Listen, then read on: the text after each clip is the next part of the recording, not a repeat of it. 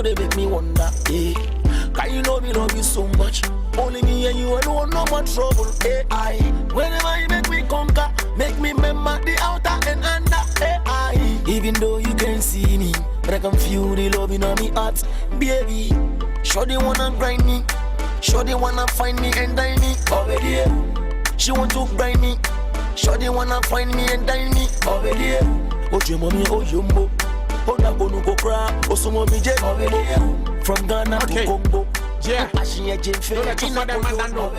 you be the only girl I don't want to give my only heart. I wanna be with you even though.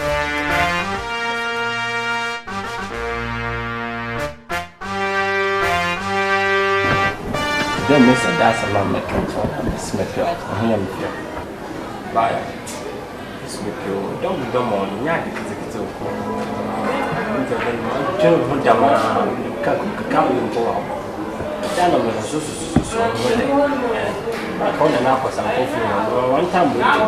Miss Women and I dear me and city as I want one broken one and one broken. Let you do sister be away you let you to the assistant baby. No, sir. No, cannot. Don't more money. Drop papa. You do. Don't you do that Cassandra? My corner, I want time with you. Then I was a one time with you. Oh, Jay, what's that one year? What's that to be belly? Yeah, from my Biba and man.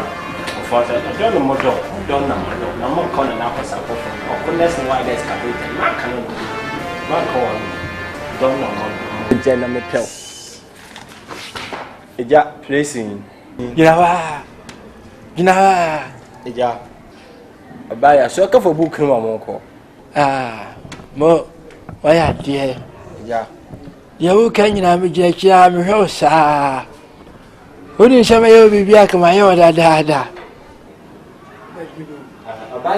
a classmate. Uto. No, would you book me? Baby, free have been your idea working in our material. Cratchy. Oh, I mean, cash about you know. What do you mean? The moon by minimum. Well, woman, I wouldn't be.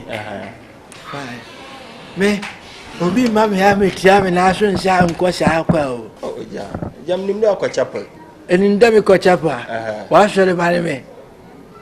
Hey, Catchy. Yeah. Me must have some cacra. Kalangaza, what do you feel say? Yeah, made the two, not dress a two of them. And I do know your answer. And so who could I win you? And I would timber penny fear, Beffa penny and I, as I wouldn't think of as a silly penny now, me boy. Hey, oh, I cratchy. Sammy, why Jimmy, how much on your hands are Hey, one found quite some oh, no, can't confirm. Can't confirm. Olum Pocho. Young Pamacho. Olum Pocho. Me and Pamacho. Oh, shall we take about the movie out on my enemy? Olum. Maybe Mooney Pamabo. Olum, big book. Over you. Hey, which never knew was I count to cherry to children. Olum Pocho. What Pammy, my Olum Pocho. Lord, I didn't have one. Olum Pocho. I mean, I found quite some corner. Hey. I didn't take your house, sir. Marco. And I will hear dear. A jack no say Marco. And you see a Marco. Now, about the sun was yours. A Martin is it? Martin is it? Martin is it? I don't know go here or toilet in a zone. A jammy neither. One neither. Me neither. Hey, and your way I lay. A day nature. One year when I have flown one wine. Florence, breezy. Now go to agree way. Now come to say go away. Bibialanka. Bibianka. Oh, to me now what is adding even Dimina? Ah, Olu. When you Olu knew you. Who I shall fancy probation of free. A jack me feel gray. A grand of free. Cape Coast you castle. Ewa.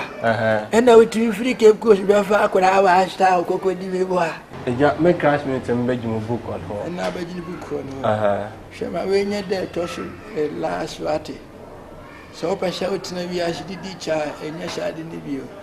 ati eja me ya hwe mbeji mu book we dey feel na ko ma ju book bio wonya cupboard ati oh ya add nje sorry na me nko kire wa de ne ma me na ne se dia na wu eja to ni me na me kire wa de ba mo da kuma na he kire wono dia ye ya tu no safu atu ya no eja mpocho mo hu ho na me ni ndimbasha uko na ko ya de ma me ena me ni ya ye ya no akrenti ko na fuata ngo ko ka nya hey ozi di habe na ne se de wu mami ya afere ba o se mami ya na se wo fu se na ne se mai sese emrandi etim na fa ofuri ase no mo do ko sese woni kra mai wa hwe ameyi kra mai sia bonti na ndo ko he ko ejini wo fu papa mami ya na me bompa ya se enu ti na hwele ya me kompa e bono se urade be ma do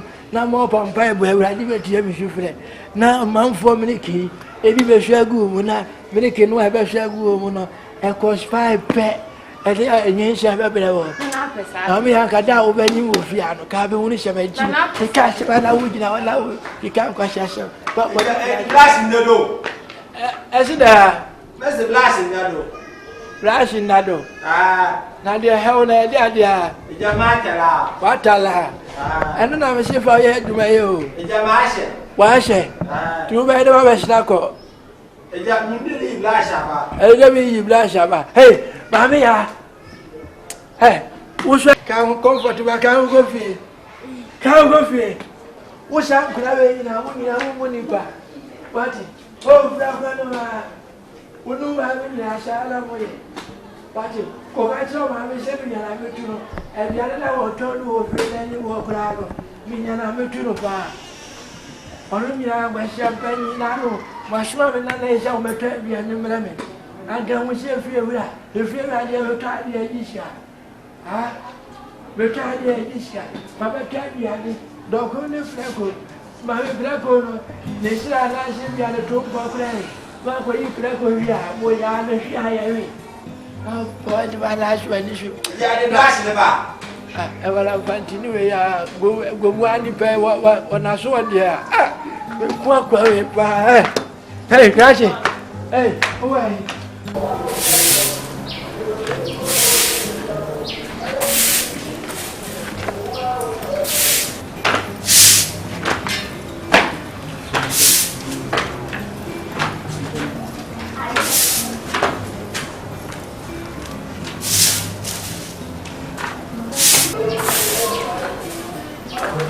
Kofi Boakye na mana ngashe benya wo na benya wo wa me de me fa ho bai sana wo kanu na de no aye wo tan she dan so ki ade na wo kansa dia wa ya le we ane watobi ana sha me ti ya ne so sana wo ka che ane kra na me kan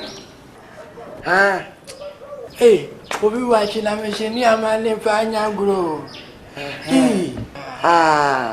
ene dawo no me su jame na no o so sha ne ka che o na woni se eyi no mani amati uro no so asha o dia amati uro na sha asha me ya ko dabi na ti uro na wasa no una to se mi wi a no na kwa ko se ye mi firi wa mi be amani o Kofi mi wi no ala che na kakra da ju kakra em se ne me jano so abanaba ti afede me ya na che mi nyawe ena me di me sabo kumti ye da no ready nyango po Asiedu enti me no trango sida be Kofi Boakye se ya akura me nyini nti ya akura me kakra me nyini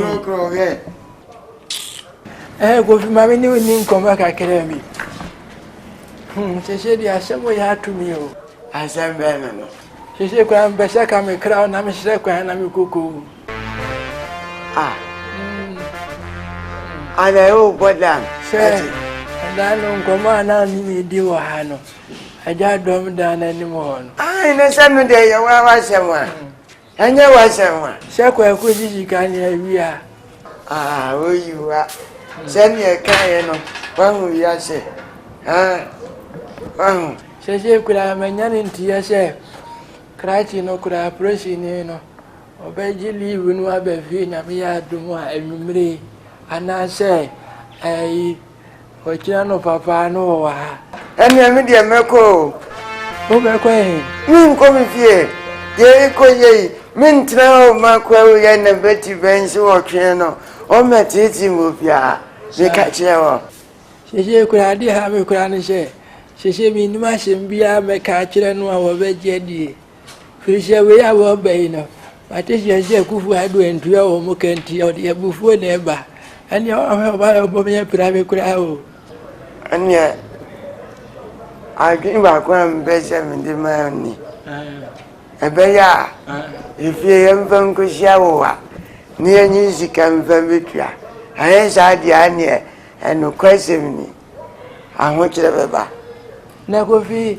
ashama wo kanu ese de wonu aben kwa ya che no sebi o me di fie ni sia wo wa kania sika na me di ko tua fie be kania enye wo fie ya se wo na wo pa yin mi boa eno kwe sese no hada na wo mo uni akuma na nka wo fa wo fie no ensia wo wa na nka me nya kwa wa bodam papa mi fa mi fie nko sia wo wa na mi fa me tua wo fie be na da mi didi am num nkwa na sa me da tun kwa na mi nya kai ko bi fa shira ma jai papa ya ma pa mi play ma sani sa mi fie wura no wunti mi nka tra fie wura ne ya me dia privia ko mi bi o fie bia me dia so ma cha so so ma cha so bata ene du enwe ni pa kwara wo ye ene ni ma wo ni pa kwara wo ye pa ko bi ba jo me di o ya pa sani sa ba me di o ya o so me privia na ko fi free ya ko every ma cha so every ma cha so enka se wa ni enka se o ho se ma ya se aye hwemo na nya ka se hwemo na nya ka se wa me hu ba bia wo se me kira fie no ngwa dia ya wo ngwa dia sa ya wo ka se me yi mu nyama program antia mu enka na wo be hu me si ba me ka me papa ko kromochi wati ka wo ka wa ko kromochi jo nyama de fia jo nyama de me nya dai wo de kwai se wo de kwai ba me de kwai se me de ko to abonti abede o ene wo na fia hekira me na me ka kira Asiedu se wa me ya me ka wo o ju me de me ka o na wo na fi se wa san bon o se I want them in fine. So what did you mean? ma de jo Make a chair. he me de na mo ba I was getting young before.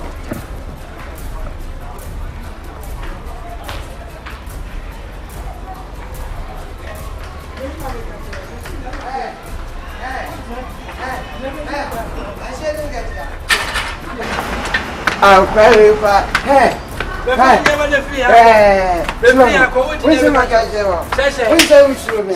If you need a media, why you fear? And I there is your mankind. You never mankind. I'm catch them. I shall. Hey.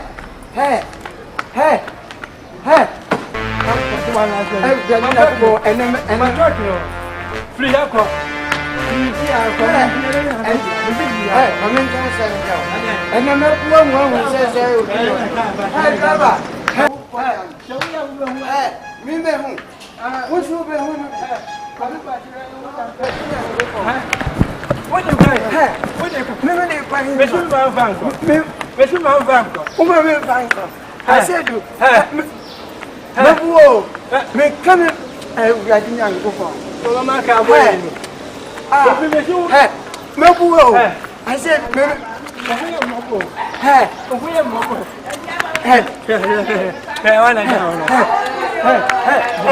and then I'm now.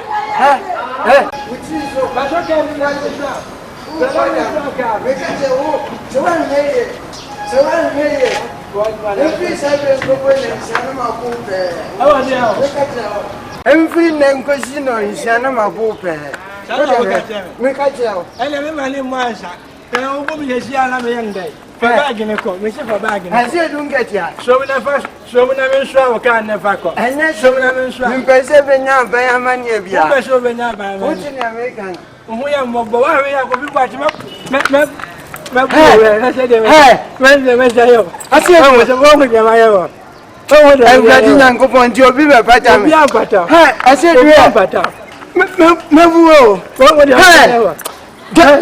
problem and him and remember I can make crocodile jam one.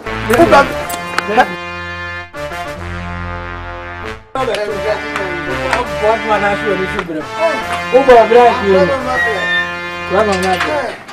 over black. Who are they? I need some idea. Over black. So would you know?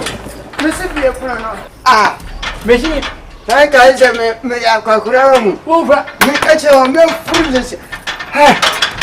We need me, Papa. So I like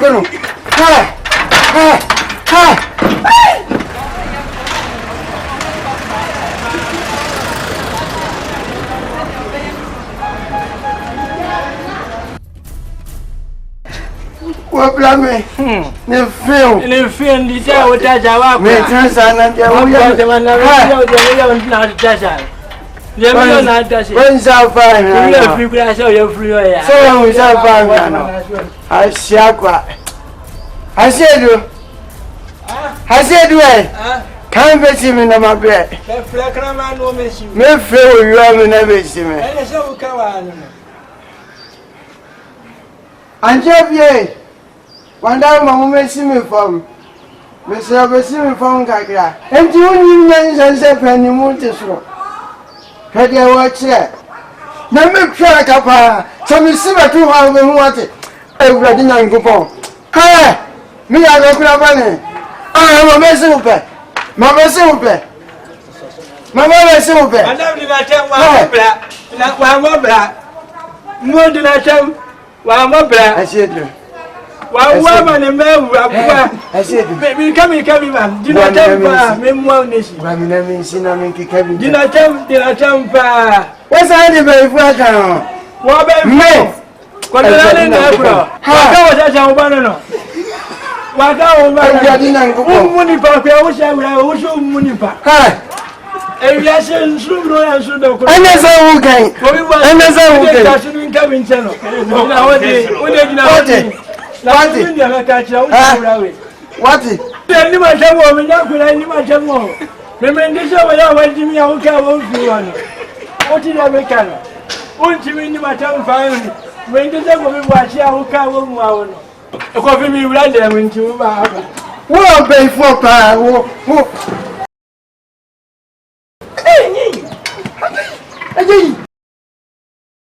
When in I will, Samasi, what's one felly? Not boredom. What it? What's way about your Palapani? What it? Some of your Upabla. What would you bear my son? Coffee Boakye, where this year people didn't know. And police in our chair is Central. And to compare the show, yes, I'm in some bar. Many as we have a cattle. Panichow police in the police in our own country. Who do I tell? No, it's a woman. Now, I can say we are the doctors who are. What are they have a catch in here? And what can you tell me? I tell you, Mr. White. What about the shower and son? What do you myself? Why? What about over there? I will have a slow water. But when I just said to have a nephew, Kofi Boakye, my two dada, and two dash someone to crab and two from a fee. But then if you have got them, I want to know what is the mechanic. What you have from the out travel from 4 crime and other fear. I'm another yammy. Number 3 capa and we have ever. And to watch him, my two. Asiedu. My two. So we get one, no. And to say me both and you know, one woman. And you say, Concoli. Hey, Kofi, who's a car? Concoli says, can I tell you? We can't go any of you. Concoli, can you tell you? What am I saying? I'm playing, I mean, on Casawa, I don't know. What done? You said, me no one a year over robbers. Cry. Jikosi mami. Mini time to come. For Conam de Minyakwa. Make us send me a child. Kofi me pese over kasa ansem no. So wouldn't know I'm from Mecca Concoli. Would you Kasa konkoli so aka dada. Min kai, me say one fine na Mecca. Mecca say Concoli. Tu na menko. Famenko. Ah, Asiedu. Me fancy e dwaye wa na dwaye. Osi mi demo a. Baby a wo fa no. Baby a wo dana. Ah, pepe. Me mani mpang wai. Ban se wa din kwasi asem. Wan de uye ye ni sai. Yanko. Wan sawa waji wani so. Uba ye minsi. Anan ko na mo ba mu he. Wa ya ura no ko no ala. Kaje. Wanjeme. Kojo jai, wanje boda dishe. Wanjeme, na shimira sa menko. Duom. Menko. Wanje wa nkwasha asem na wadi. Wa mse waji mi. Wanje nkwasha asem na wadi. Matia ayanko. Whenever you make me conquer, make me remember the outer and under. Even though you can't see me, but I can feel the love in my heart, baby. Sure they wanna grind me, sure they wanna find me and dine me over there. She want to grind me, sure they wanna find me and dine me over there. Oh your mommy, oh yumbo, oh na bonu go cry, oh so mommy jet over there. From Ghana to Congo. Yeah, don't let you for them and know. You be the only girl I don't want give my only heart. I wanna be with you even though I be very bad. May somebody try this, he say I be very mad. A person will go worry, I will show them and they worry pass. If I see your face, then my hands stand they overwork. He the bitters if I see person where you money them and there. She know easy, no know how I suffer where I get. Even if she do me wrong, you bring me where I stand the bet.